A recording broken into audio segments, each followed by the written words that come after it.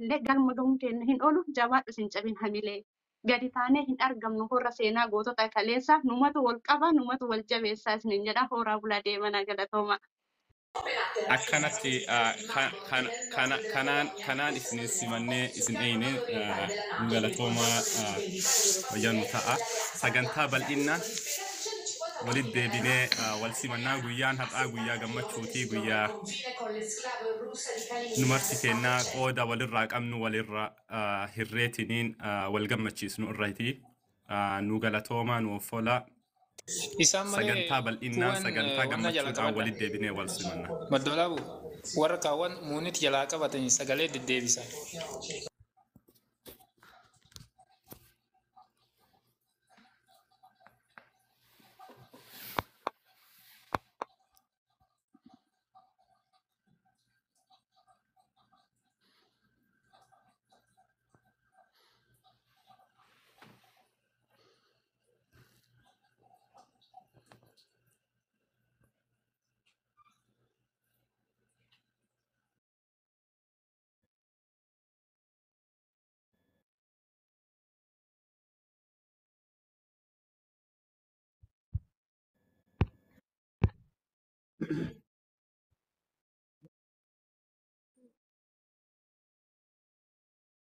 Wanti guddaan mooyannaan Oromoo akkanatti kanaan isin simannee isin eeyne nu galatoomaa wayyaanu ta'a. Sagantaa bal'inaa walitti deebinee wal simannaa guyyaan har'aa guyyaa gammachuutii guyyaa nu marti kennaa qooda walirraa qabnu walirraa hirreetiniin wal gammachiisnu irrayti nu galatoomaa nu offolaa. Sagantaa bal'inaa sagantaa gammachuudhaan walitti deebinee wal simanna. Madolaabu warra kaawwan muuniti jalaa qabatanii sagalee deddeebisa.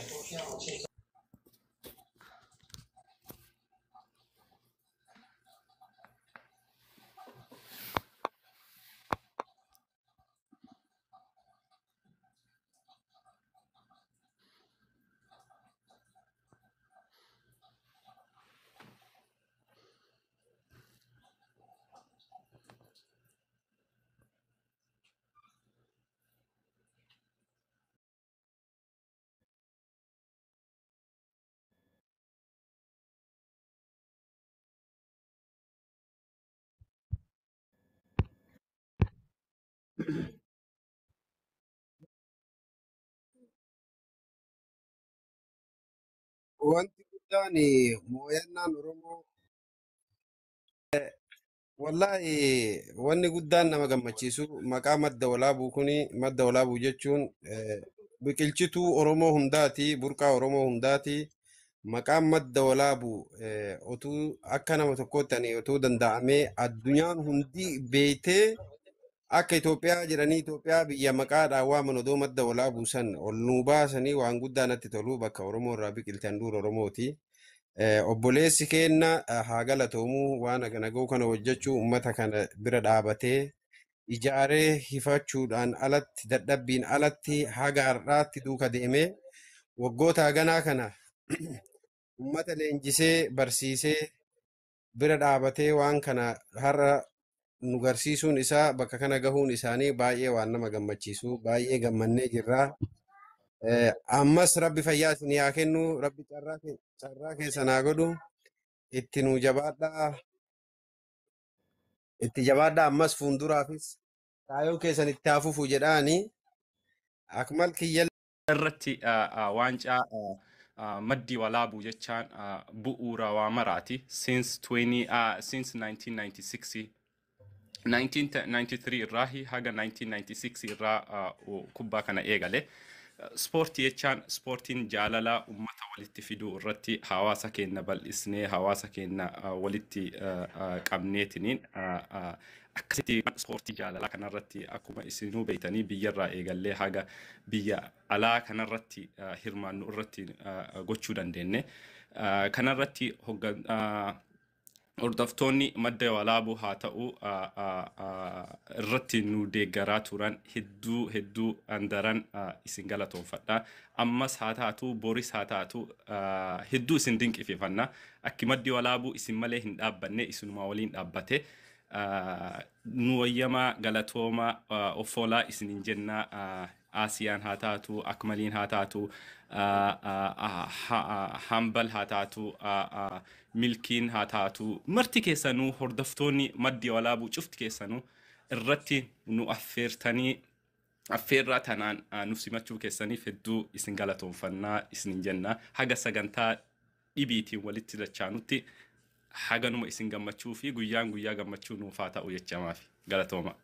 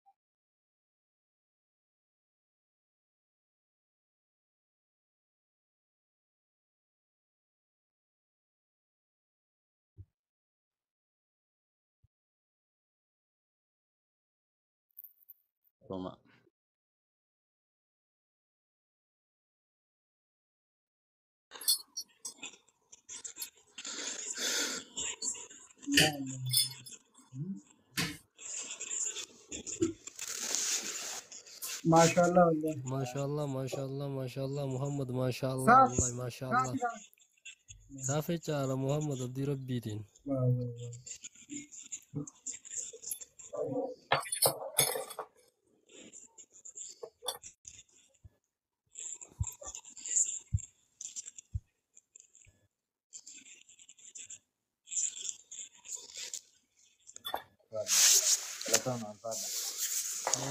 ما شاء الله محمد الدون ما طلع وان هدونا ما بونسوان هدونا ما جمعتي سورة كان تران cimtee itti fuftuun abdii qaba inshallah jajjabaadhu wanti ilmi namaa namaan jedhu tanuma beeyta waan biraa sii ta'uu hin dandeenyu hangasuma walmara dhaabbachuudha gargaaru hunda isaa rabbi siif haa laaffisu isa kana laal isa kana osoo hin ta'in isa itti aanu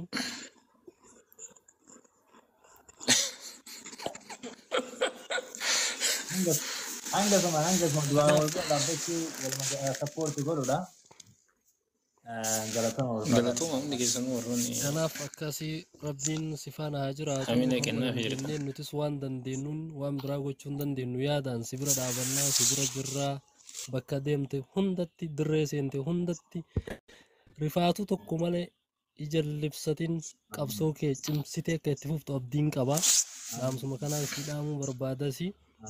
Hawaasni Oromoo nu qofa irra miidiyaa kanarra ammatti jiru yookiin ammas si faana dubbachaa jiru osoo hin tahin tokkoon isaa maanguddoon isaa ilmoon isaa osoo hin hafin hundi isaa si faana akka jiru beekiitii hedduu siin boonaa jirraa hedduu siin mul'achaa jirraa dhaloonni dhufu si ilaaleet bakka guddaa ga'uuf akka tattaaffii godhu dhaamsas akka nu dhaamtuun barbaannaa fakkeenyas akka dhalootaaf taatuun barbaannaa galatoomii ammas deebiitii milkaa'ee Nafeessaa Umar Ulfaadha. waan akkana kana dhiisi.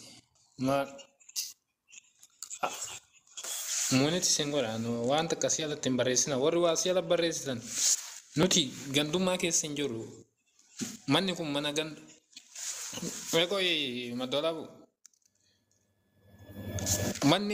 manni kun mana gandummaa keessatti haasa'anii miti mana Oromoo itti ijaarruu fi mana argiteetiin rakkataa yoo rakkoo keessa jiraate rakkoo itti gargaaru malee nu gandummaa keessa hin jirru.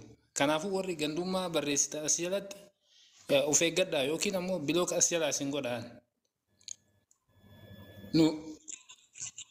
Yaa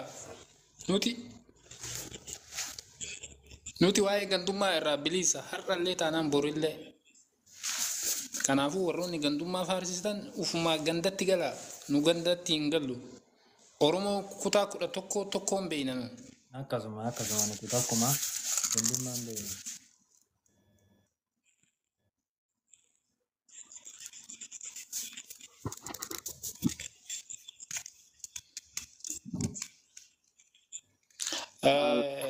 Kunoo sitti aananii ka jiran isaaniin wanna godha jedhanii du'aa godhan isaan eenyu maqaa isaaniin beeku.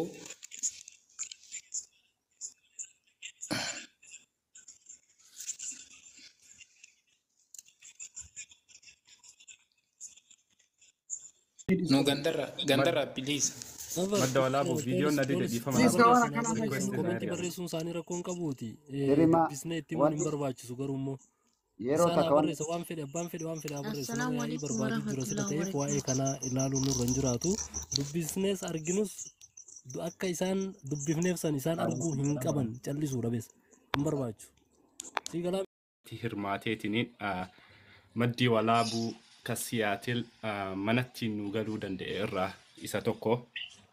Ka itti aanu kuni bara 2022 akkasumas itti deebi'eetiniin tiima 29 haga 30 injifatee manatti nu gale irraa tokko kunis ka irra maayii irra akhiraa 23 bara kana tiima akkasumas wal dorgommii karee tokkoffaa baheetiniin waancaa kana akka madda walaabuutitti siyaatilii fi Oromoo fi Oromiyaa irratti calanqiisee biyyatti nu galuu irratti nu qabatee dhufe kana kabara 2024 ammoo irra qophooyne itti shaagaltii kanaan manatti hin galuuf qophaa'ee irra jirra.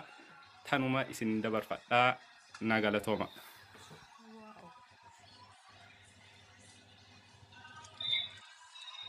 galatama.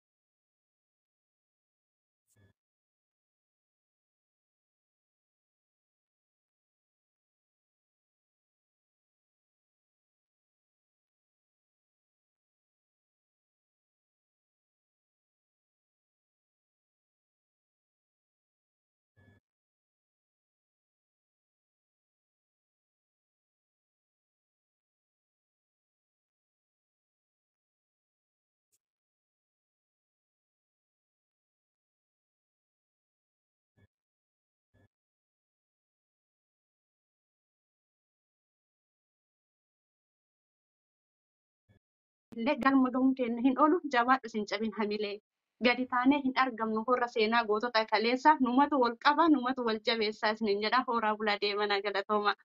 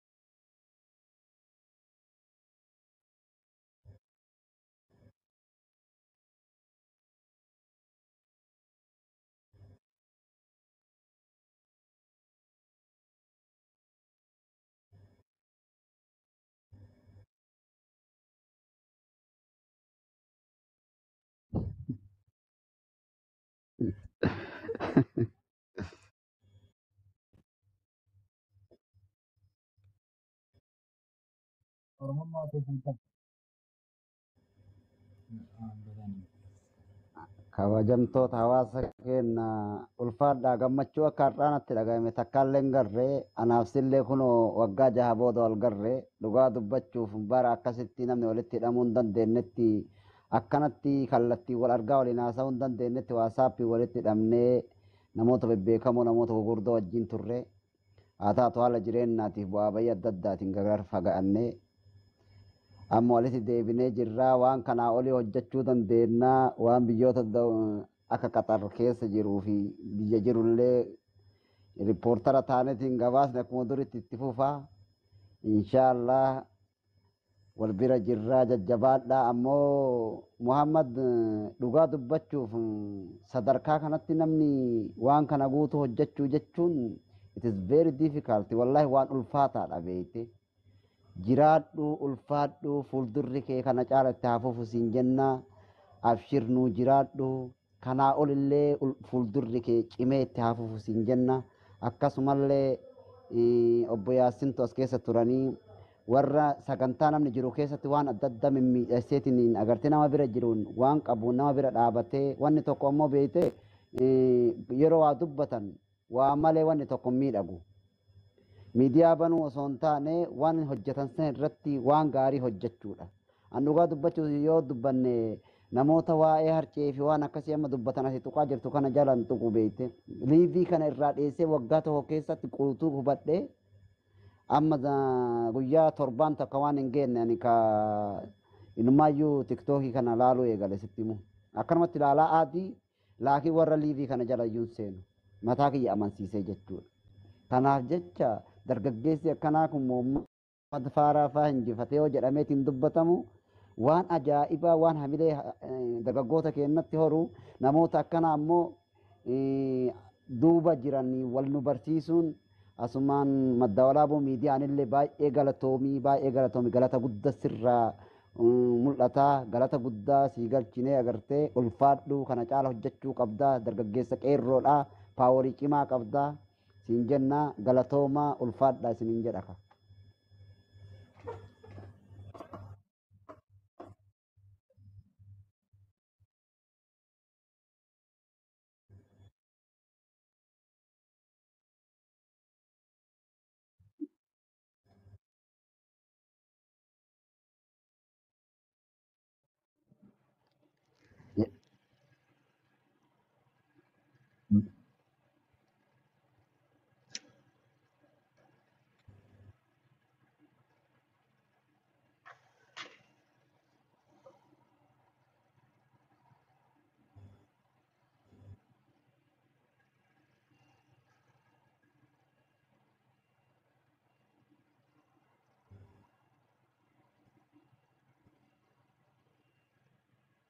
Mee yeroo takka osoo isaanii kennuun taane beeytee du'aayii isaanii tana naa dhiisi mee du'aayii isaanii gizee isaan dubbatanii geessan booda du'aayii isaanii tana naa dhiisi itti fufaa.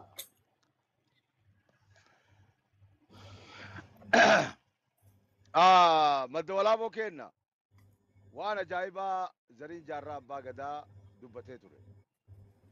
Wanni inni dubbate beektaa namni kun wanta inni dubbatu waan ijoo kan inni dubbate ilaaluun barbaachisaadha. Wanta mana badadhu Muhammad Faarax amma Oromoon hedduun beektu. Madda walaaboo gizee tokko waan galchiin burqaa walaabuu galchiin jalaa gadi bu'aa.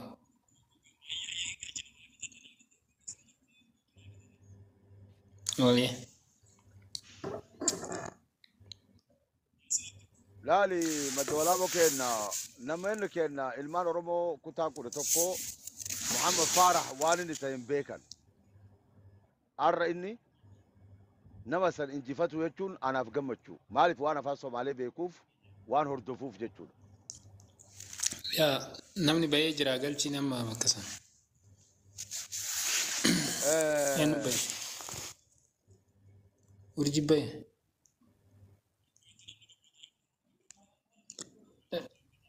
Ayyee. Madda walaaboo wanti duraa atuu galatoomi. Gameessa akkanaa zarii jaarraa abbaa gadaa kabajamaa ulfaataa har'a bakka kanaan nu ga'uun isaa hedduu na galatoomfaman. Ani akka nama tokkootti wallaahi miira addaa keessa jira. Inni injifachuu jechuun ani injifadhe jechuudha. Muhammad Faarax nama an hordofu. In Oromoo jechuun Somaalee keessatti community Somaalee keessatti is well known. Awurooppaa keessatti is well known. Ameerikaa keessatti is well known.